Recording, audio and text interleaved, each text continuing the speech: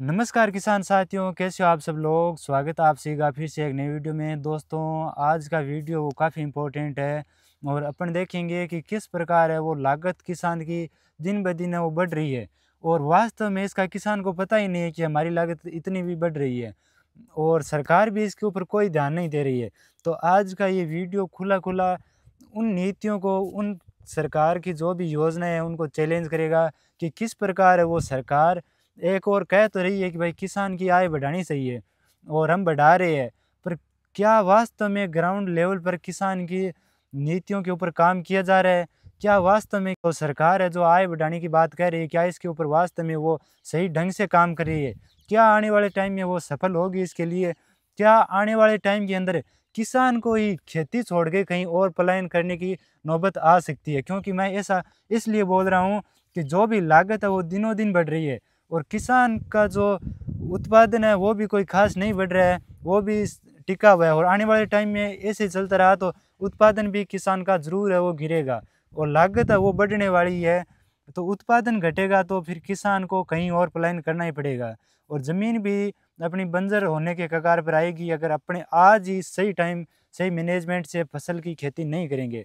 और किस प्रकार है जो गेहूं के ऊपर बहुत अधिक खर्चा वो बैठ रहा है और किसान को मात्र गेहूं के 20 से 25 रुपए के बीच सरकार दे के एक बहुत बड़ा एहसान जता रही है। जो गेहूं के ऊपर धांधली है वो हो रही है क्योंकि गेहूं है वो हमारे भारत के अंदर बहुत बड़े क्षेत्र के अंदर बोए जाते हैं और गेहूं को बोने के लिए बहुत बड़ी मात्रा के अंदर पानी लगता है। किसान है वो ना ही 8 घंटे की ड्यूटी देखता है और ना ही वो 16 घंटे की देखता है, बस जितना उसको जब तक उसका काम संपूर्ण नहीं होता तब तक वो लगा ही रहता है। तो क्या ऐसे हालात रह गए जिससे किसान कमज़ोर रह गया? तो इसी के ऊपर है तो सर हमारे साथ मौजूद है, इनसे हम बातचीत करेंगे। तो सर थोड़ा सा अपना परिचय वो हमारे किसान दर्शकों को आप बताइए। मेरा नाम है रमेश चंद माली, ग्राम मानपुरा बाड़ी, तहसील असनावर, जिला झालावाड़। अच्छा सर, ये आप जो गेहूं की बुआई कर रखी है ये लगभग कितने के एरिया के अंदर आपने गेहूं को बो रखा है? ये लगभग 5-5.5 बीघा में है। अच्छा, जब सर आप गेहूं बोते हो उस टाइम आप जुताई है वो कितनी करते हो और किस प्रकार से जुताई है वो गेहूं के लिए करते हो? गेहूं में कम से कम 5 जुताई में गेहूं बोए हमने।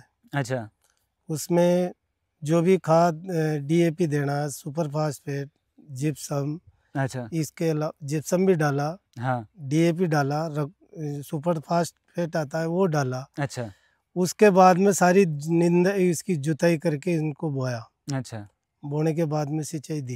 ये कितनी जुताई हो गई आपकी? 5 जुताई। 5 जुताई आपने बोने से पहले ही कर दिया, तो उसमें आप जुताई में भी काफ़ी खर्चा आपका आता होगा। खर्चा आता है, बहुत खर्चा बैठता है। अच्छा, और बाद में आप इसके अंदर आगे क्या कुछ प्रोसेसिंग होती है आपकी? उसके बाद में पानी पानी देना शुरू है, पानी पिलाया, कम से कम 4 पानी तो चले गए, अच्छा। 5वां पानी अब जाएगा। अच्छा, तो पानी आप कितने दिन से इसके अंदर लगाते हो? 25 से 25 से मतलब 28 दिन के बीच लगातार। अच्छा, गेहूँ को पानी और अदर फसलों से कितना एक्स्ट्रा पानी इसको चाहिए होता है? इसको कम से कम 6 पानी चाहिए, 40 से 30 को। अच्छा, और अगर अपन और कोई फसल बोते हैं उससे तो ज़्यादा ही अपने को यहाँ की फसलों में ये गेहूँ सबसे ज़्यादा पानी हाँ, पीता है। सबसे ज़्यादा पानी पीते हैं, 40 से 30। अच्छा, तो और बाद में आप इसके अंदर जैसे कोई हर्बिसाइड दवाई हो गई, कोई कचरे वाली हो गई खरपतवार के लिए, तो वो आप करते हो या फिर कचरे से आप कैसे नहीं निपटते हो? नहीं, कचरे की दवाई डालते हैं। अच्छा, तो उसका भी अपने आजकल देख रहे हैं मार्केट के अंदर काफ़ी हाई कॉस्ट के अंदर है वो दवाइयाँ बिक रही है, तो वो भी आपको लाना पड़ता है। और लाना पड़ता है और मजदूरों को द्वारा उसको छिड़काना पड़ता है, या अच्छा, स्वयं छिड़को फिर। तो वो तो खर्चा तो अपना लगता ही है। हम्म और जैसे अपन इसके अंदर फर्टिलाइज़र के अंदर डीएपी, यूरिया ये कितनी डाल देते हो आप और कब-कब डालते हो ये आप? ये पहले ही डाल देते हैं, उसमें जुताई के समय डाल देते बाद हैं, में नहीं डालते आप इसके बाद में अंदर? नहीं डालते। और क्या कुछ इसके अंदर रोग वगैरह क्या कुछ मार देखने को आपको मिल रही है अभी? रोग अगर आता है तो वो दवाई डालते हैं, नहीं आता है तो नहीं डालते। अच्छा, और जैसे अपन उत्पादन की बात करें तो 1 बीघा के अंदर आपका लगभग कितना उत्पादन है वो निकल जाता है आपका गेहूँ का? 8 से 10 बोरी पर 8 से बीघा। 10 बोरी निकल जाता है। और फिर वो जब कुंटल, आप 8 से 10 कुंटल। 10 क्विंटल, तो आप जब आपको इसको कटवाते हो तब क्या कुछ प्रोसेसिंग, क्या कुछ खर्चा है वो आपको जब कटवाते हो उस टाइम लगता है? लगभग 5 बीघे के 15,000 रुपये लगते हैं, 3,000 रुपये बीघा कॉस्ट लगती है अच्छा, आप काटने। क्या क्या प्रोसेसिंग होती है उस टाइम? कटाई होती है, अच्छा, कटाई होती है। कटाई के बाद में थ्रेशर वाला तो अलग बैठता है, फिर 15,000 रुपये, मतलब 5 बीघे के 15,000 तो वो कटाई के लगते हैं। अच्छा। उसके बाद में निकलाई के अलग लगते हैं। अच्छा, थ्रेसिंग की अलग लगती है। हाँ, 10-12 हज़ार रुपये वो और लगते उसमें हैं। भी अपनी लेबर और लगती है हाँ, अपनी। लेबर और लगती है। अच्छा, उसके बाद भी अपने कट्टे के पैसे देने पड़ते हैं अपने को। हाँ, उसके बाद अपने को मार्केट के अंदर जब ले जाते हैं तब वाहन का वाहन जो का किराया भी ट्रांसपोर्ट भोगना का खर्चा है वो किसान को उठाना पड़ता है।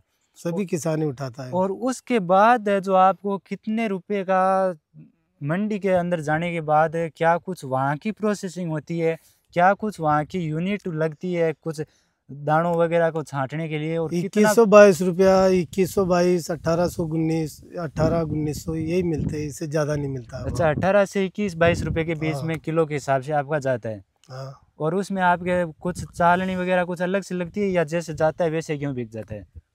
नहीं जी, यहीं से जाता वैसे बिक जाता है, लेकिन भाव यही मिलता है, इससे ज़्यादा नहीं मिलता है। अच्छा, तो शुरुआत में ही अपन ने इतना कुछ खर्चा कर दिया, तो ये अनुमानित आप तो इतने वर्षों से खेती कर रहे हो, तो कितना के पर किलो के हिसाब से किसान का कॉस्ट है वो पहले लग जाता है?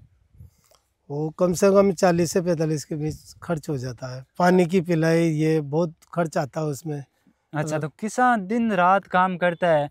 रात और में भी पाणत करता है वो 6 घंटे, जो भी लाइट देते हैं तो 6 घंटे रात में भी जाता है पाणत करने। अच्छा, आपकी रात में भी लाइट आती नहीं, है? अभी दिन में आ रही है, रात में नहीं आ रही, अच्छा, रात वाली बंद बंद हो है, गई है? दिन में आ रही है। अच्छा, अभी दिन में आ रही है। बाकी अगर रात में भी आए तो किसान रात में भी हाँ, उठ के जाता है पानी लगाने के लिए। बहुत सारे क्षेत्र के अंदर आज भी रात की लाइट है वो चालू अभी है। रात की नहीं है, अभी दिन की है। नहीं, अभी तो दिन की है, बाकी बहुत सारे क्षेत्र के अंदर रात की लाइटें वो चालू है। तो कभी ना कभी शेड्यूल के हिसाब से तो रात में आती होगी हाँ, आपकी। नहीं आती है, दिन में ही आती है अभी तो। अच्छा। लेकिन पहले, आज से 5 साल पहले आ रही थी अच्छा, रात में। तो अभी कई एरिया के अंदर मैं जाता हूँ तो मैं देखता हूँ वहाँ अभी भी रात की लाइट है वो सुचारू रूप से आ रही है। तो कोई भी किसान है वो रात में अगर पानी नहीं लगाएगा तो वो सुबह पानी कैसे लगाएगा, उसके पास लाइट ही नहीं होगी। और लाइट का भी आप देख सकते हो क्या कुछ आप किसानों को प्रोवाइड करवा रहे हो, आप किस हिसाब से लाइटें वो प्रोवाइड करवा रहे हो, वो तो सभी को पता है क्या कुछ लाइटों की हालात हो रखी है। वो किसी से छुपाने वाली बात नहीं है, आप किस हिसाब से किसान को लाइट और पानी की व्यवस्था करवा रहे हो। और जब अपने को शुरुआत में किसान का 40 रुपये का खर्चा आ गया और बाद में आप 22 रुपये उसको दे के आप उसको जुटला रहे हो, तो ये कहाँ का न्याय है? क्योंकि किसान अगर खेती करना छोड़ दे तो अगर अपना भारत भूखी रहे। पूरा भारत भूखा रहे, और कोई भी कॉरपोरेट का भी बिजनेस हो कहीं ना कहीं, चाहे वो डायरेक्ट हो चाहे वो इनडायरेक्ट हो, वो खेती से जुड़ा हुआ है। तो आजकल अपन देखिए कि आज से जब अपना देश आज़ाद हुआ था उस टाइम गेहूं के क्या भाव थे और आज अपने गेहूं का क्या भाव है। और कॉरपोरेट के अंदर चाहे बंदा कोई प्राइवेट भी जॉब कर रहा होगा तो उसके उस टाइम क्या रेट थे और आज है वो क्या रेट है। लमसम 200 से 300 गुना तक उनकी वृद्धि हो चुकी है। और गेहूं की वृद्धि की बात करें तो लगभग 50 से 80 की गुना वृद्धि है वो हुई है। तो इसको फिर मेंटेन कैसे करेंगे? और जहाँ तक आप अगर रासायनिक खेती कर रहे हो, आप डीएपी प्रोवाइड नहीं करवा रहे हो। और मैंने देखा है, मैं किसानों के पास जाता हूँ तब देखता हूँ किसान बोलता है कि अभी तो मेरे को डीएपी नहीं मिली, जब डीएपी मिलेगी तब पानी लगाऊंगा। तो डीएपी ये 2,000 की बोरी मिलती है। जो किसानों के हालात हो रखी है, तो इसके ऊपर आपको सुधार करने की जरूरत है। और क्या कुछ काश्तकार के लिए ऐसी नीति जो आपके हिसाब से बननी चाहिए जिससे काश्तकार का कुछ सुधार है वो जीवन में आ सके? यूरिया भी 350 रुपये में दे रहे हैं स्नावर। अच्छा, तो ये जो 2,000 में कॉस्ट है डीएपी वो कम होनी चाहिए कि कम होनी किसान के चाहिए। लिए, और ऐसी नीति है वो किसान के लिए बनाई जाए जैसे कम से कम एक बार ज़्यादा नहीं तो 55 से 60 रुपये के बीच में तो खरीद वो किसान की होनी चाहिए, जिससे कुछ 5-10 रुपये किलो के हिसाब से किसान उभर पाए। अभी तो जो लगा रहा है किसान वही है, वापस पा नहीं रहे, तो फिर कहाँ से किसान है वो उभर कर आएगा? और जहाँ तक किसान की उभरने की बात है, सरकार कहे तो ये रही कि हम किसान के ऊपर काम करें, किसान की नीतियों के ऊपर काम करें, पर वास्तव में उन नीतियों का कोई प्रभाव है अपने को ग्राउंड लेवल के ऊपर मेरे को तो कहीं देखने को मिल नहीं रहा है। अगर आपको देखने को मिल रहा जानवरों है को भूसा जरूर मिलता है, काश्तकार कमाता है उसमें, जानवर भूसा तो वो खाते तो हैं। काश्तकार का पेट उससे चल रहा है, भूखा काश्तकार रह नहीं रहा है और धापी काश्तकार वो खा नहीं रहा है। तो इसके ऊपर किसानों को भी अमल करना चाहिए और सरकार को भी अमल करना चाहिए क्या कुछ नीतियाँ अलग से बनानी चाहिए। और अगर आपको लग रहा है कि किसान प्रॉफिट में है तो वो कैसे लग रहा है वो भी आप मेरे को बताओ, और फिर हम देखेंगे कि क्या वास्तव में किसान को प्रॉफिट हो रहा है। तो वीडियो कैसा लगा कमेंट करके ज़रूर बताना, और ये वीडियो अपने किसान भाइयों तक शेयर ज़रूर कर देवे। और ऐसे ही वीडियो मैं आप तक लगातार वो लाता रहूँगा। और क्या कुछ सरकार की नीति हैं और किस प्रकार है, जो कोई अगर रासायनिक भी किसान है वो कोई अच्छे अगर प्रॉफिट कमाता हुआ मिलेगा तो वो भी मैं बताऊंगा कि किस प्रकार किसान है वो प्रॉफिट कमा रहा है। तो ऐसे ही वीडियो देखने के लिए हमारे चैनल को सब्सक्राइब करके इस वीडियो को अपने किसान भाइयों तक शेयर जरूर कर देवे, ताकि सभी किसानों में एक जागृति है वो फैल सके। धन्यवाद।